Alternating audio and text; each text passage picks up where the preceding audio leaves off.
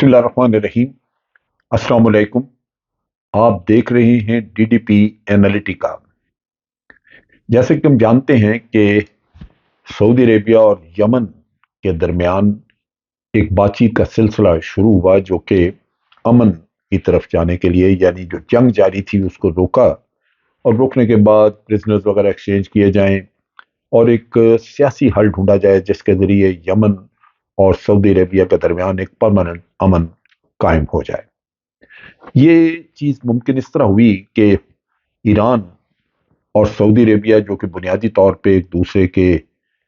खिलाफ थे, इनके बहुत सारे आपस में इख्तलाफात, फिर इनकी 2016 में इन्होंने अपनी एम्बेसीज बंद कर दी, सफारती ताल्लुकात ख़त्म हो गए और यमन की जंग जो है उसको एक प्रॉक्सी वॉर के तौर पे देखा जाता रहा कि जहां हौतीज, जिनको कि ईरान सपोर्ट कर रहा था, वो उनको वेपन वगैरह मुहैया करके, और इधर सऊदीज जो हैं वो पैसा भी लगा रहे थे और सऊदीज ने अपनी कोलिशन बनाई हुई थी जिसमें यूएई वगैरह भी शामिल थे और ये कोलिशन वहां पे यमन में जंग लड़ रही थी। अब जिस दिन से ईरान और सऊदी अरेबिया की कुछ अंडरस्टैंडिंग हुई और जिसमें चाइना ने एक बड़ा पॉजिटिव रोल प्ले किया, चाइना अब भी कर रहा है, चाइना मीटिंग्स उनकी करवा रहा है बीजिंग में भी, इसके साथ ही फौरी तौर पे यमन और सऊदी अरेबिया के दरमियान मज़ाकरात शुरू हो गए, अमन मज़ाकरात। 17 अप्रैल को सऊदी अरेबिया ने खुद ब खुद 104 कैदी जो कि सऊदी अरेबिया के पास थे वो यमन को रिलीज कर दिए, यमन को वापस भेज दिया रेड क्रॉस के जरिए। इससे पहले कैदियों का कुछ तबादला हुआ है, गालिबन 900 के करीब कैदी हैं जो कि जिनको एक्सचेंज करना है, लेकिन वो सारा कुछ डिपेंडेंट था कि ये कैदी एक्सचेंज होंगे जब कोई माहिदा हो जाए, जब कोई मामला आगे चले और एक अंडरस्टैंडिंग हो तो उसके बाद फिर आप कैदी एक्सचेंज कर लें। लेकिन यहाँ पे सऊदी अरेबिया ने यूनिलेटरली ये काम किया कि 104 उनके कैदी माहिदा होने से पहले ही उन्होंने रिलीज कर दिए। वजह उसकी वो ये बताते हैं, सऊदीज ने कहा कि हम चाहते हैं कि ये यूनिलेटरल मूव तो की है, लेकिन हम चाहते हैं कि इससे एक दोनों के दरमियान एक एतमाद की फिजा पैदा हो और ये यमन को भी ये मैसेज जाए कि सऊदीज वाकई अमन के ख्वाह हैं और चाहते हैं कि एक माहिदा अमन कायम करने के लिए यहाँ पे हो जाए। इससे पहले जो थोड़ा बहुत कैदियों का तबादला हुआ वो साइमल्टेनियस एक्सचेंजेस थी कि सऊदी अरेबिया कुछ रिलीज करता था उतने ही यमन रिलीज करता है, ये सूरत हाल चल रही थी। लेकिन ये अब यूनिलेटरल जो किया गया ये सऊदी अरेबिया की तरफ से एक बड़ा कदम समझा जाता है। 2015 में ये जंग शुरू हुई थी और 2015 से लेके अब तक पिछले साल तक ये खासी जंग होती रही और बड़े एक दूसरे के ऊपर मिसाइल मारे जाते रहे, सऊदीज की ऑयल रिफाइनरीज वगैरह का नुकसान हुआ। लेकिन चाइना ने जैसे ही इनकी अंडरस्टैंडिंग कराई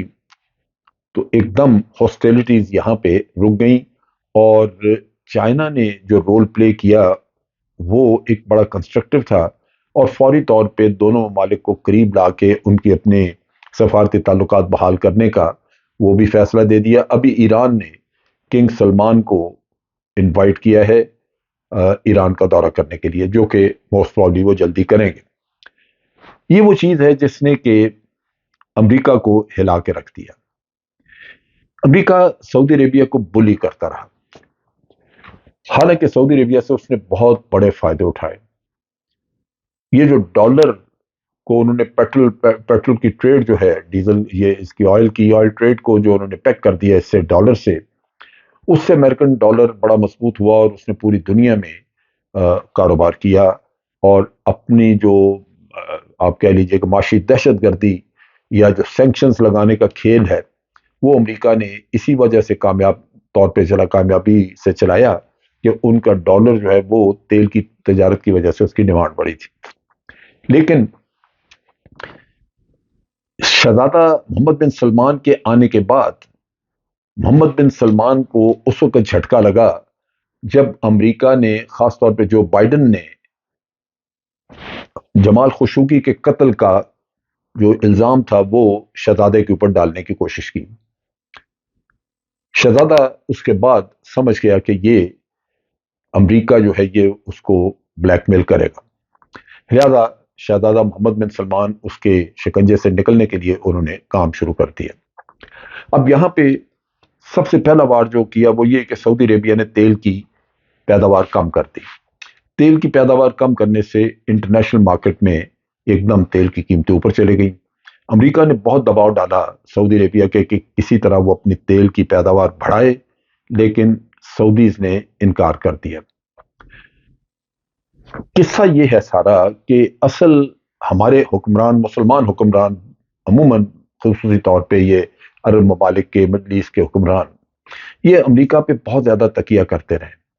اور امریکہ ان کو قابو کرنے کے لیے خطے میں کوئی نہ کوئی شوشہ چھوڑ کے کہیں نہ کہیں کانفلکٹ جس طرح ایران اور سعودیز کا پیدا کر دیا، اس طرح کے جھگڑے، اس طرح کے کوئی نہ کوئی کانفلکٹ پیدا کر کے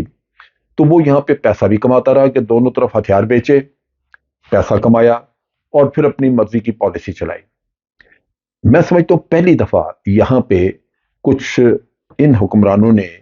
سوجھ بوجھ سے کام لیا، عقل سے کام لیا اور امریکہ کی بلیک میل سے باہر آئے۔ اب امریکہ اس وقت وہ خاموش لیکن پریشان ہے اس معاملے میں۔ وہاں پہ بہت سارے لوگ بائیڈن کو اس معاملے میں مورد الزام ٹھہرا رہے ہیں کہ تمہاری ان غلط پالیسیز کی وجہ سے جو تم دھمکیاں دے رہے تھے سعودی عربیہ کو، اور یہ بار بار کہہ رہے تھے کہ سعودی عربیہ کا ڈیفنس جو ہے وہ ہم نہ کریں تو یہ ان کا کچھ بھی نہیں ہو سکتا، یہ مارے جائیں گے۔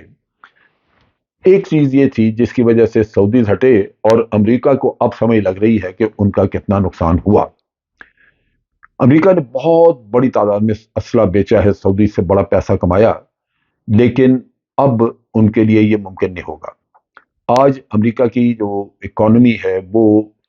بہت بری طرح قرضوں میں جکڑی ہوئی ہے۔ تقریباً 33 ٹریلین ڈالر کا قرضہ، 33 سے 34 ٹریلین ڈالر کا قرضہ امریکیوں کے اوپر ہے۔ امریکیوں کی یہ کھیل کہ وہ وہاں پہ کوئی اختلافات اور ایشو پیدا کر کے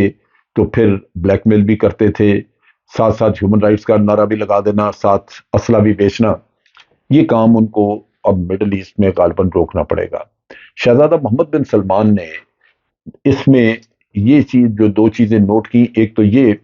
کہ خود جنگ جو یمن کے ساتھ ہو رہی تھی اس میں امریکہ ہوا بھی دیتا رہا، اور ساتھ ساتھ جو بائیڈن یہ بھی کہتا رہا کہ یہاں پہ سعودیز جو ہیں وہ ہیومن رائٹ وائلیشنز کر رہے ہیں۔ جنگ بند ہو گئی، ہیومن رائٹ وائلیشن کا قصہ بھی ختم ہو گیا،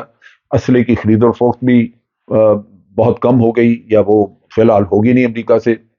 اور امریکہ جس کی اکانومی بنیادی طور پہ ملٹری ہارڈ ویئر بیچنے سے چلتی ہے، ان کو اس چیز کا خاصا سیٹ بیک ہوگا۔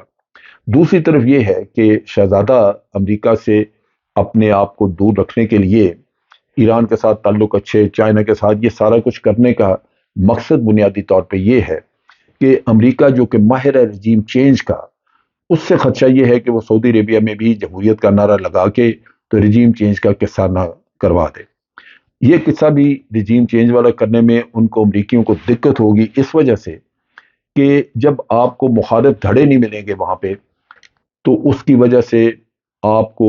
وہ اپوزیشن جو آپ کے مورے بنتے ہیں، جس طرح پاکستان میں ہوا کہ امریکہ نے رجیم چینج کرانی تھی تو لوکل ہمارے ہی لوگ ان کو مورے کے طور پہ مل گئے اور انہوں نے کام چلا لیا۔ سعودی عربیہ میں یہ مشکل ہو جائے گا اس وجہ سے کہ وہ جو شیعہ پاپولیشن تھی جس سے اختلافات تھے، وہ ایران کے ساتھ تعلق بہتر ہونے سے راضی ہو جائیں گے۔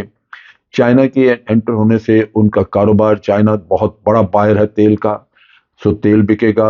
ان کو آمدن وغیرہ ہوگی، اور شہزادہ بہت زیادہ پیسہ خرچ کر رہے ہیں اپنے ملک کو ڈیولپ کرنے کے لیے۔ تو ان چیزوں کی وجہ سے یوں لگتا ہے کہ امریکہ کے لیے اب حالات بہت ہی مشکل ہو چکے ہیں سعودی عربیہ اور مڈل ایسٹ میں، اور سعودی عربیہ اس کے شکنجے سے نکل کے باہر جا چکا ہے، اور جتنی جلدی نظر آتا ہے کہ وہ بہت جلدی یمن وغیرہ کے اپنے جھگڑے ختم کرنا چاہتے ہیں، ایران کے ساتھ تعلقات بہتر کرنے کا بھی پروسیس بہت تیز ہے۔ سو یوں امن کو حاصل کر کے وہ اس بلیک میل سے جان چھڑا لیں گے جو امریکہ نے ان کے اوپر مسلط کی ہوئی تھی۔ اب تک کے لیے اتنا ہی۔ افواج پاکستان زندہ باد، پاکستان پائندہ باد۔